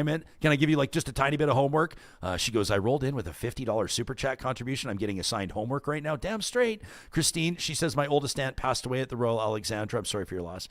She says, and my precious niece gave birth there. And she says, and of course, Dr. Darren Markland, she says, sadly gone, did brilliant work at the Royal Alexandra Hospital. She says, huge respect. She says, I contribute to the Royal Alexandra Hospital. Christine, that's amazing. Christine, would you put it with a few more thoughts around it, maybe a couple photos, into an email to talk@ryanjespersen.com, and may we have the honor of sharing your echoes of the Alex in a future Tuesday episode of the show. I would love that, and to the rest of the audience as well. MetaModern Sound says you could have a tax bracket that's just like 95% of any money earned after $1 billion goes back to the government. Also, if you're a corporation operating in Canada, you must pay taxes in Canada. Steven says, your muffs kids, let's tax the fuck out of tax haven billionaires. Says, I don't think that we need them. Goramut, making a fair point, says it's not communism to have a maximum wage. Communism would have basically no money at all, which is also fair. Let us know what you think. We hope that this lights a fire under you. We hope that it gets you thinking. And at the end of the day, we hope that you walk out of here after every episode, just like I do, which is feeling a little bit smarter than when you came in. That's our goal. And that will continue in our next episode of the show. That's going to be Friday, the 14th of November. The Narwhal has a great new feature on Alberta's environmental liabilities. We're going to take a look at their in-depth investigative reporting with an exclusive interview that's right here on the show. And then, with all this talk about the budget, who's been paying attention? On the heels of Remembrance Day, that shock therapy for Canadian veterans has been largely defunded. We're going to talk to a veteran who's gone through it. We're going to talk to a professional who delivers it and learn a little bit more about it. We'll see you then.